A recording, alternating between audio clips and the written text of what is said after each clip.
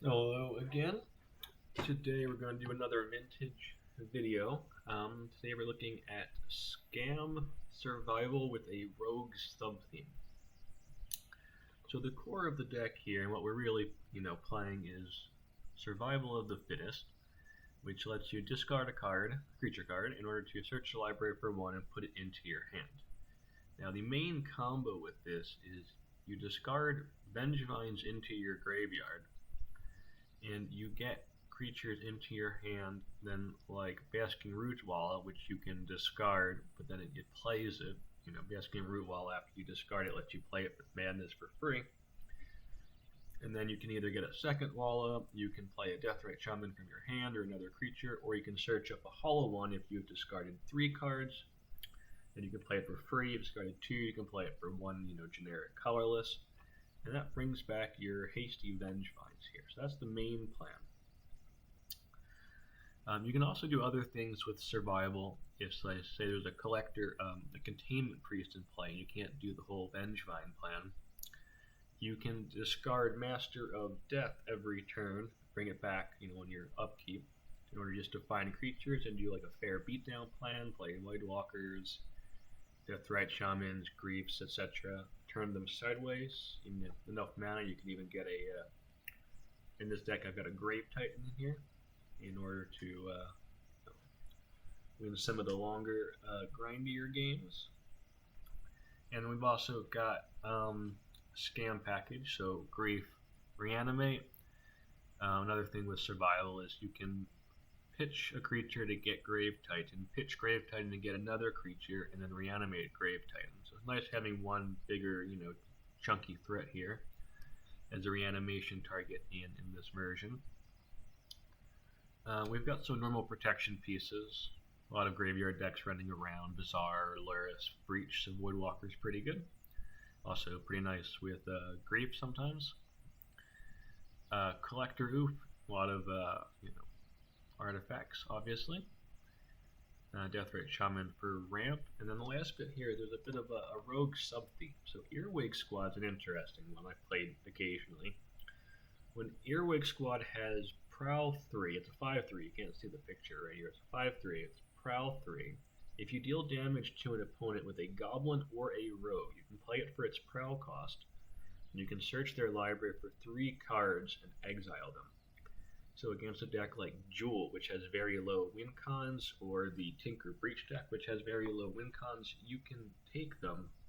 You can take Time Vault, and then you can take, say, Karn or Saga in, some of the versions, or take Brain Freeze and Time Vault and Citadel or something like that.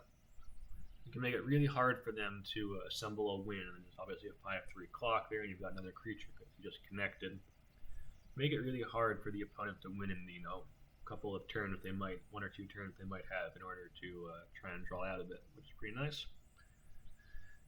And another thing in a black-green kind of deck without forces and counters and being reactive, you can lose to things like top deck tutor, tinker kind of thing. So Earwig Squad is nice to be able to prevent that kind of thing that you can't really deal with reactively in the way you deal with it proactively. And in order to get Earwig Squad, we need goblins and rogues, right? So we've got 4 goblins here with Bogart Trawler, 3 rogues with Dothy Voidwalker, 1 rogue with Tiny Bones, and then 3 goblins with the Ignoble Hierarch. And the last bit probably needs explaining is the 4 Bogart Trawlers and the 4 Bridgeworks battle here. So the Bogart Trawlers can be pitched to survival, and they're also just a land, and then also just a decent creature on their own, their graveyard hate. And Bridgeworks battle, this one could be either some combination of this, and then there's a green creature. I think a Disciple of Freyles is the name.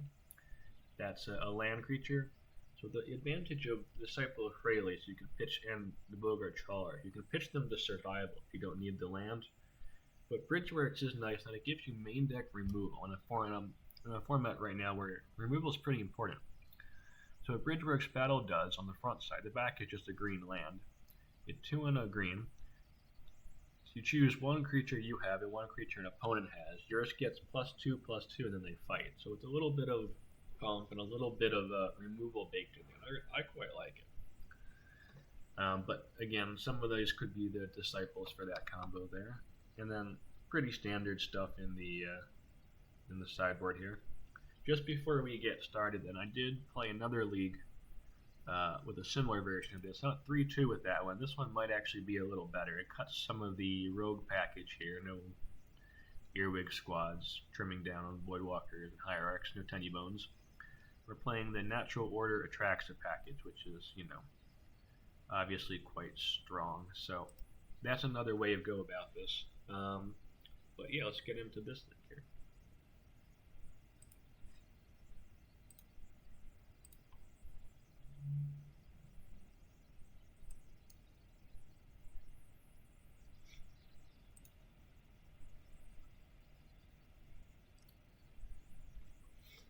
Alright, we're against J.A. Eliso here, who did really well at Eternal Weekend Prague this year, made top 8, so really strong opponent here. And Collector Oath turn 1 can be a strong play, but not against Oath. So we're going to struggle a bit here. Earwig Squad can take 3 Atraxas, which can be pretty good sometimes. But right now we don't really have any way of casting it.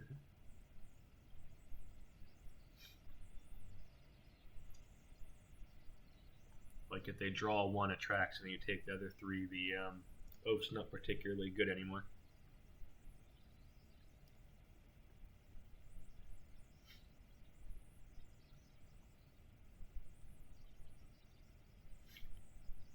And we're in trouble here.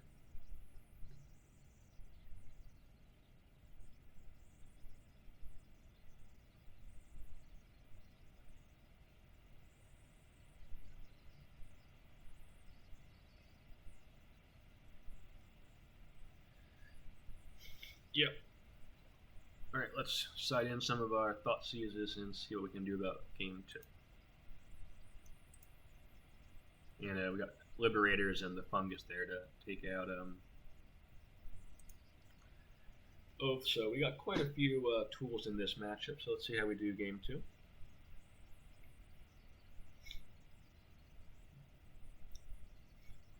Turn 1 Oath with Avengement in hand is definitely a pretty reasonable start.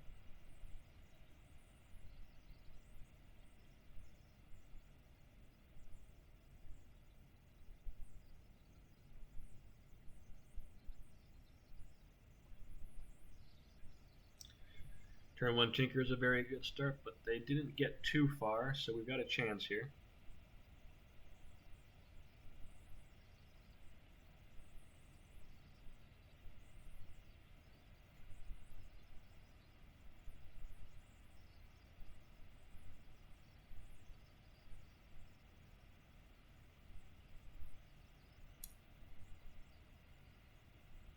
Now they have to win this turn probably, because we're going to get them on the crackback. Oh, no, we're not, because they took out our survival. But giving us a turn here is obviously strong for us.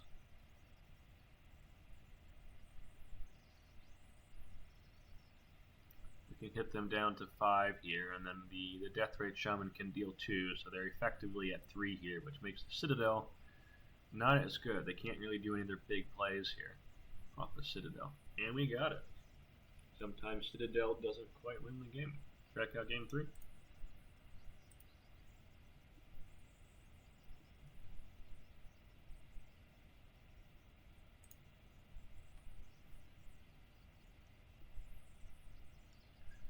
Alright, opponent's on the play, but we've got a scam package here, which can be quite good against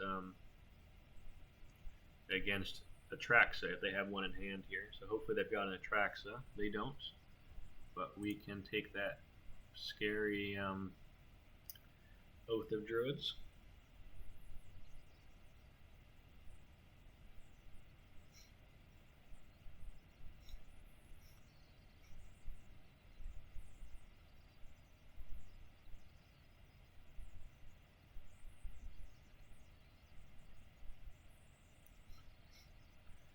get our survival down now. It's good.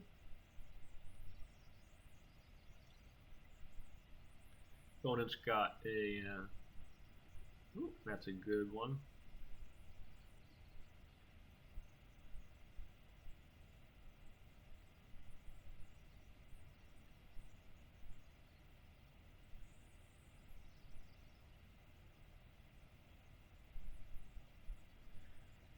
That leaves us a little bit of insurance against a top deck oath here. If they top deck an oath, we can remove that with our liberator, which is quite nice.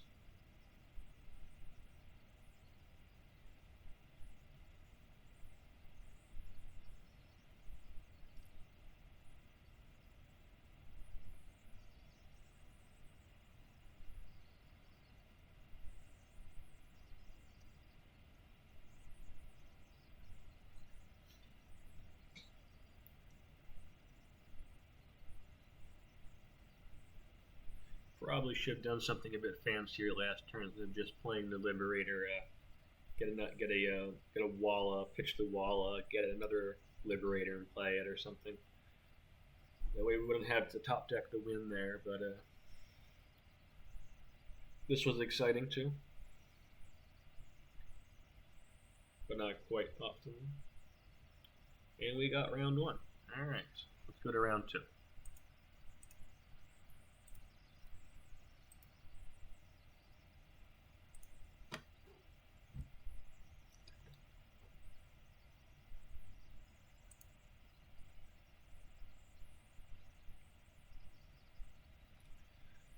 Got a reasonably strong hand here with the Lotus, but that gets a lot worse when the opponent goes turn one bubble. And that card is quite good against us. So we're in trouble here. We have to do something like play survival and then win in basically one turn with the swings, which is tough.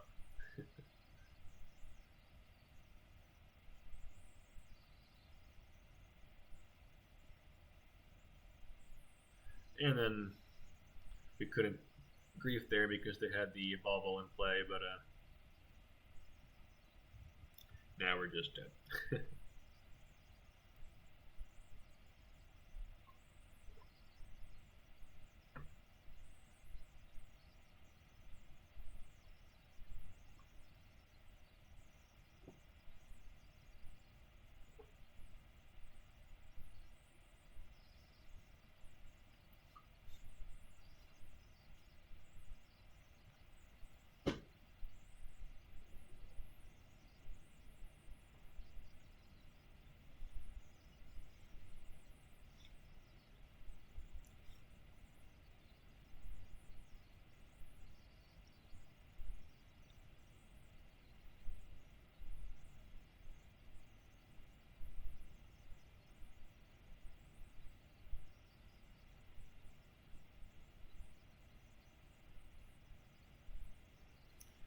I think we've seen enough in this one. Alright, let's try game two.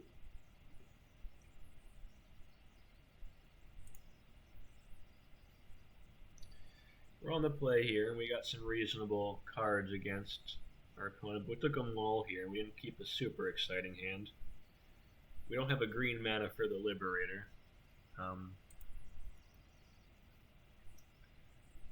Or the Survival.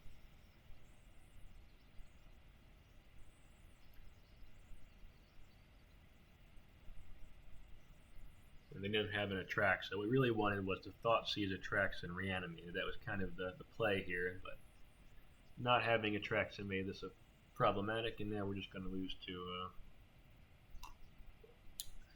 a mulligan into a questionable 6 here that had to get lucky with them having their 40% Attracts in hand. Yep. All right. Let's try to get a little luckier in round three.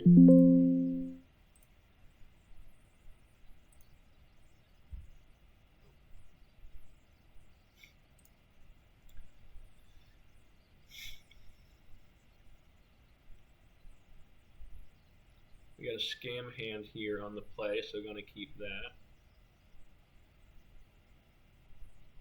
We're up against Luris. Not the easiest match, but having a turn 1 scam hand certainly helps. The Deathrite Shaman certainly helps with that Wasteland.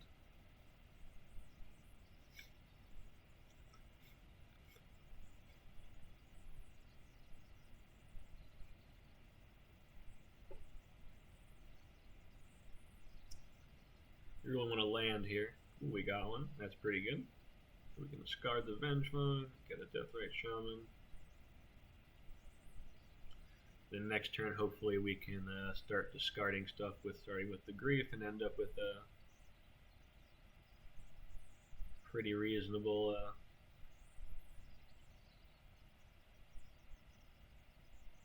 attack here. And we do get that one. We got game 1 against Laris. That's very helpful. They can bring in a Containment Priest here and make our life harder.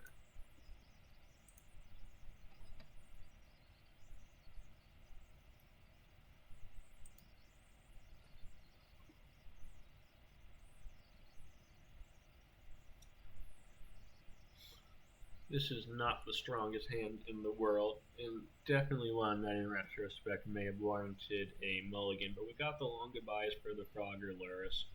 Dothy strong against him. We got plenty of mana for, a Wasteland type plan there. We can reanimate whatever good creature they blow up, so.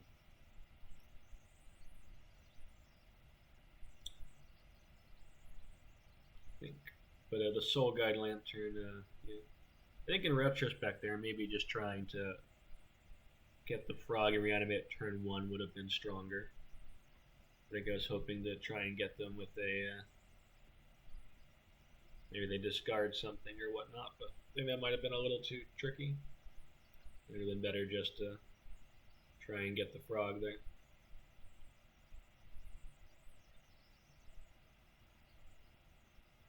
Alright, so started out looking not great, but we got pretty good board presence here.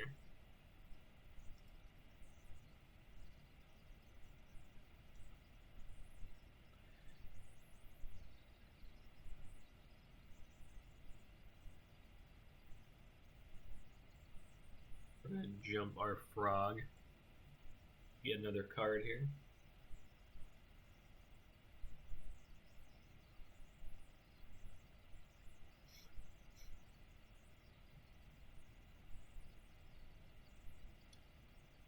And now we've got our Trawler. This is where Trawler looks a little better than the last match here, so we can pitch this as a creature end of turn, which is quite nice. They've got 2 Soul Guide Lanterns, so survival is not as good as I want it to be, but can at least force them to blow up one of their Soul Guides in order to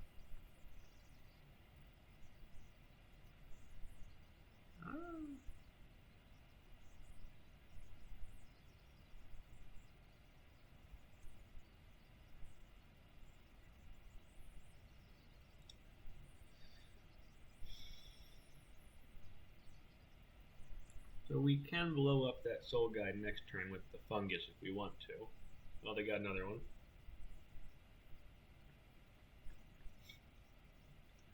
That's a problem. That is a big problem. Ouch.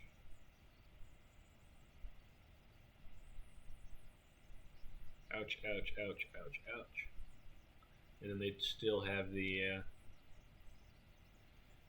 double Soul Guides there, so we can't do anything too crazy, really.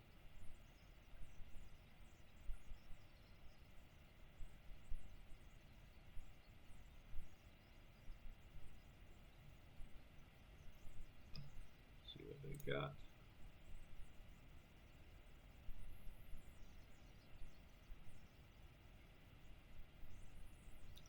And they've got a 10-10, so that's a problem. And that takes out our only blocker, and then we go die. Alright, game 3 against Luris. Let's see how we can do.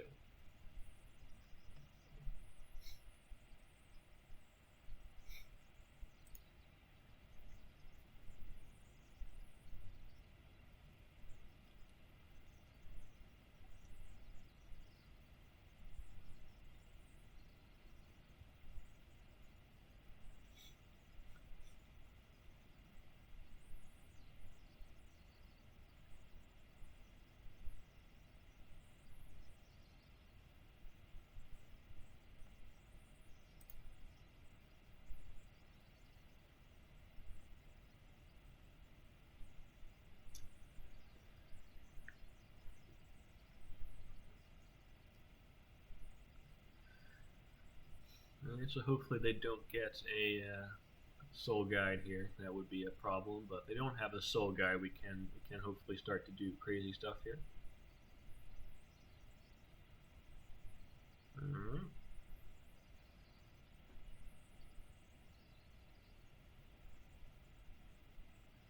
Okay, so the Walla.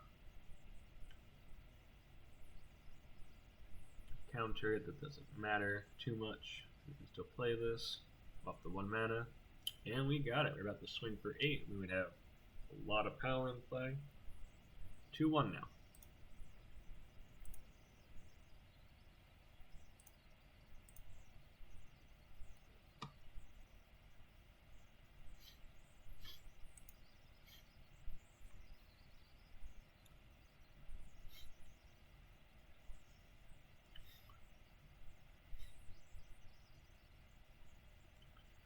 Alright, not the best hand in the world, but we do have the turn 1 scam package here, and it looks like we're against Tinker. Could be tough. This is a deck where the grief's not as strong because they have so many ways of just top decking a win here.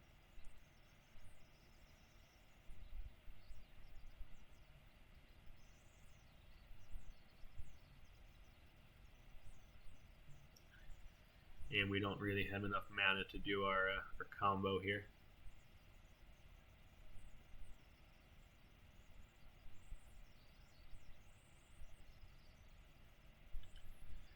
Really want to draw something like a Lotus, kind of power out of survival. But their Force of Will probably has a blue card friend at this point, so.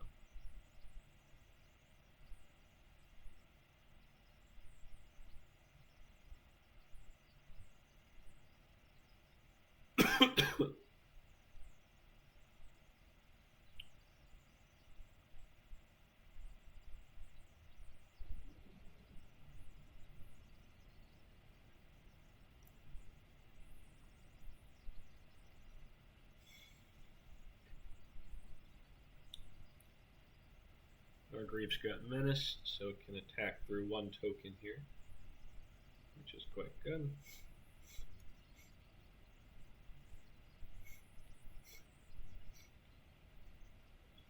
Now if we draw a land next turn, we are threatening a win. But they've drawn a few cards here, they've got some tokens, so. And that's not a good sign where they're going for the win. With the Tinker and a top, that'll probably do it, right?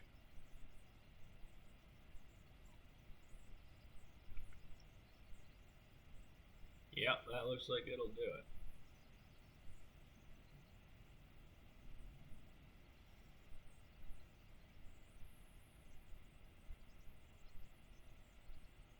One mana short here of the being able to actually do stuff, which is really unfortunate.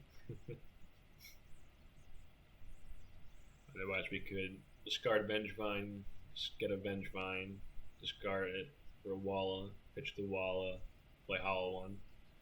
Can't quite do that. Now it's looking impossible to actually get through.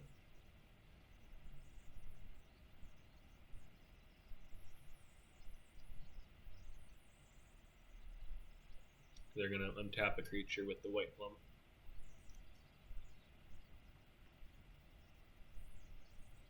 And we didn't get a land. Land certainly would have helped there.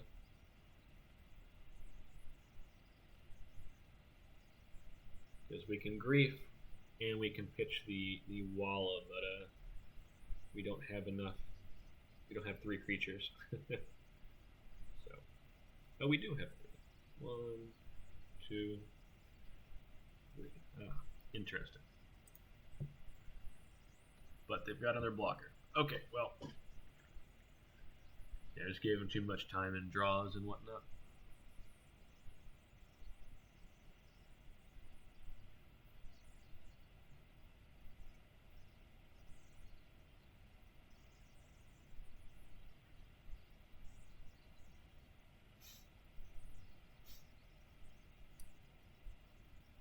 Oh, we're still in this a little bit.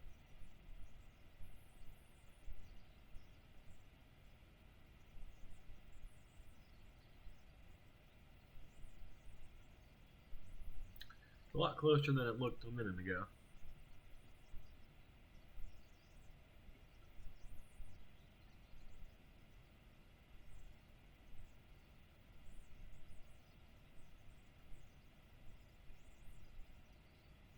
And not having a land there really hurts.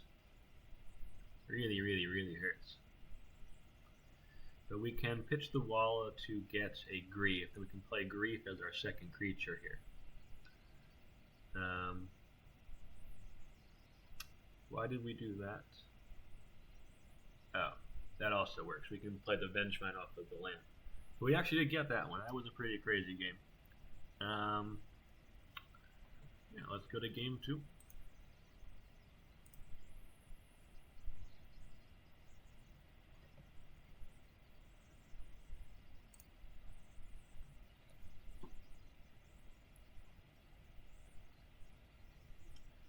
Taking 2 mulligans here is pretty rough, and our hand is not amazing. We do have that turn 2 oof here off the turn 1 Deathrite Shaman.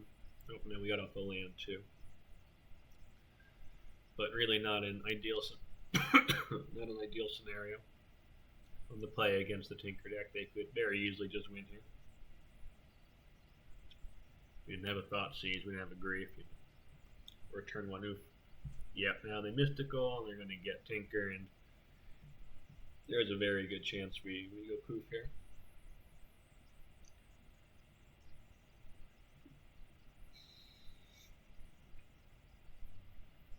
Yeah, we can't beat that. We can't.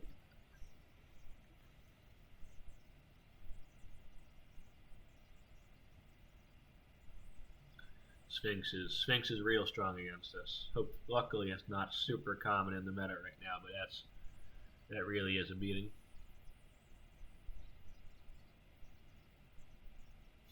In the Tinker deck, because we can, what's in our sideboard? Yeah, we're not. We'd have to Earwig squat it out or kind of seize it away, grief it away, that kind of thing.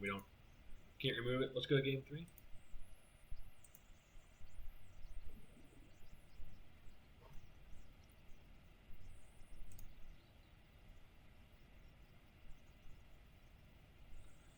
Alright, this hand's a bit stronger. We got our turn 1 survival here, which is quite nice. And then we can discard stuff.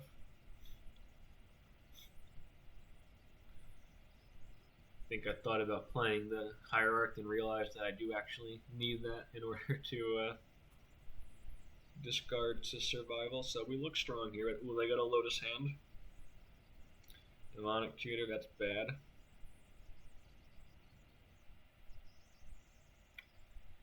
Okay, they probably did not tutor for that, so let's see what they got.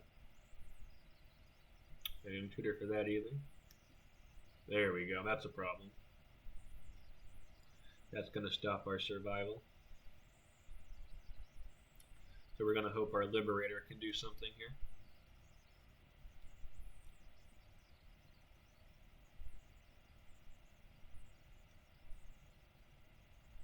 Oh, and Liberator getting forced is really bad. Now we're in a lot of trouble. That was unfortunate.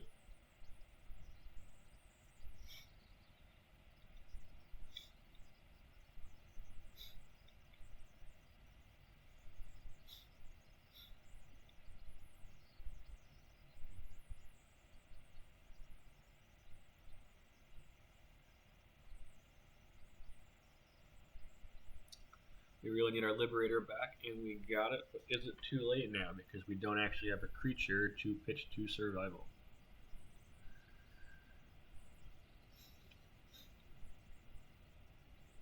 This is where Bridgeworks Battle not being the Disciple of Freyalise card really coming to bite us here.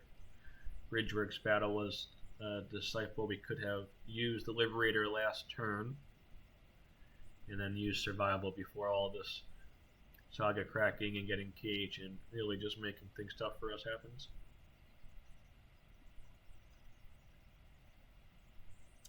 In retrospect, probably should have just blown up the Saga and then hoped to draw stuff, because They don't have many cards in hand, so I think it was just way too greedy to hold back the Liberator. Should have to try and get the needle. So that one's my fault.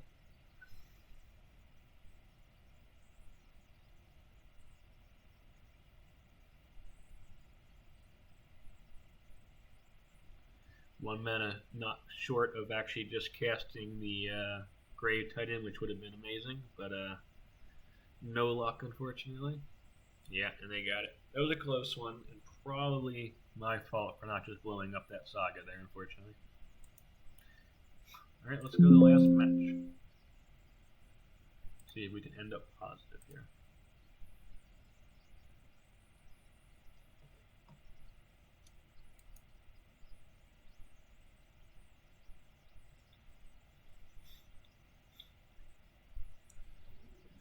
Alright, we're set up pretty well to do the couple of things here. So let's see where options are. That's a big problem though. That's quite unfortunate there.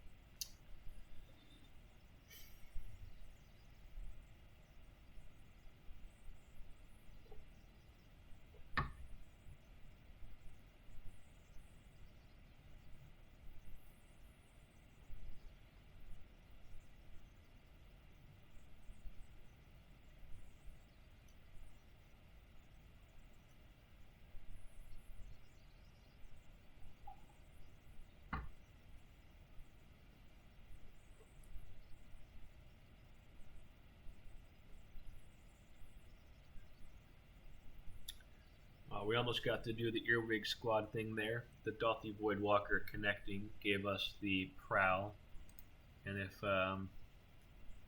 we could have taken some of their stuff, got a big 5/3, but they're protecting it. And there's a Jace. That's not a super common one. Interesting.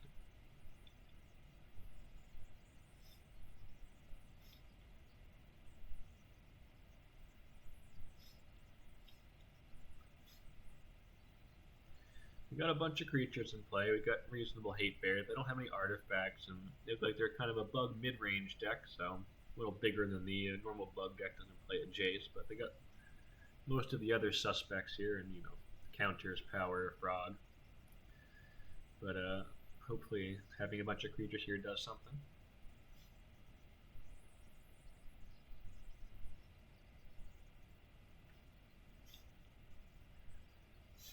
Not sure if you know Tiny Bones, but that lets you play cards from your opponent's graveyard, and it's a rogue for Earwig Squad.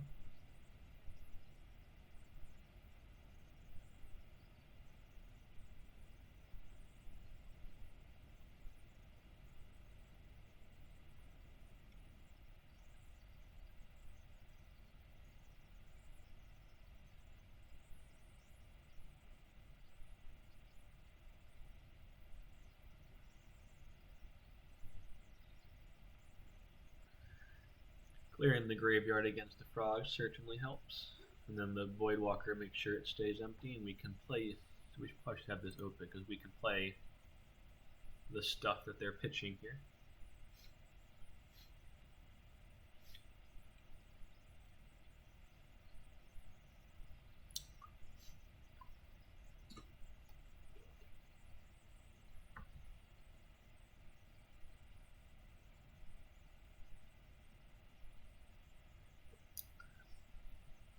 I'm choosing just to attack with the Voidwalker.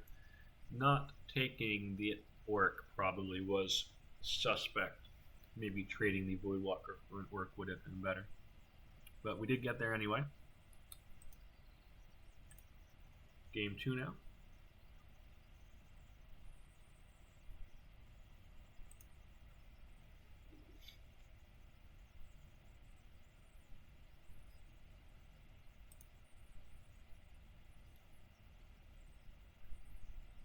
Got a scam hand to start out with here. Pretty good.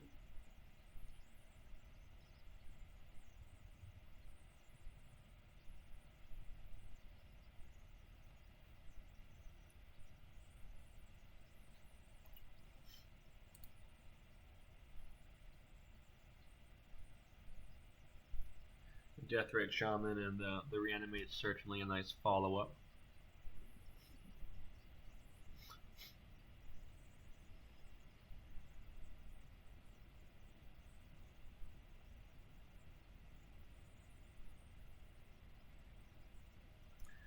Not sure about that. Maybe taking the frog there right away would have been better in retrospect here.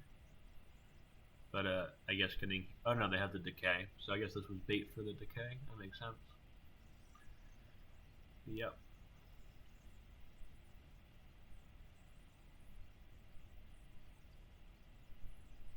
Now we got our frog and they don't have their decay anymore. They got to draw a piece of removal here.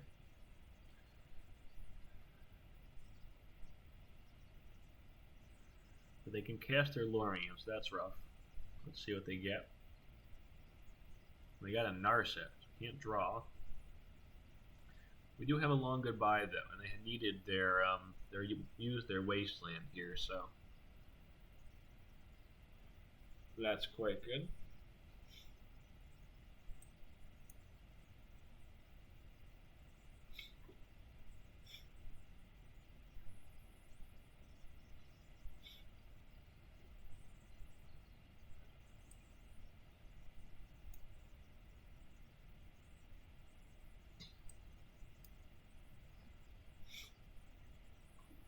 And they didn't like what they see, so we won that one. So pretty nice. I did like our chances there. We untap, we long goodbye the Narset, hit for 4, draw a card. So it's looking quite good for us.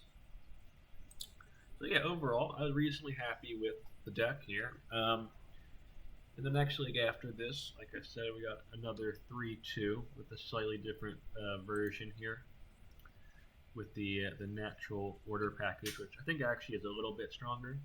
I sort of like the other version. I think it's a little more fun for me, but I think as far as the raw power level goes, having the extra Haymaker in natural order beyond, you got the 4 survivals, 3 natural orders, and the Grief Scam package. All is some pretty strong proactive threats here. Does, I think, make it a little better, but I think both of them have play to it. I quite like the black-green survival type deck.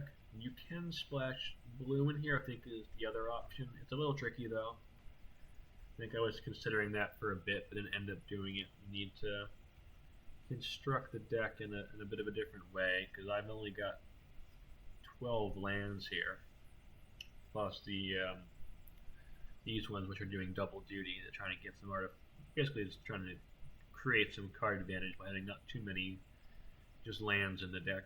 But there are different ways of doing this, so I think survival is a little underplayed right now. It's obviously not the best thing to be doing, but it's basically non-existent in the format, and I do think there's potential there if people want to try things out to play survival. Alright, well, thanks for tuning in.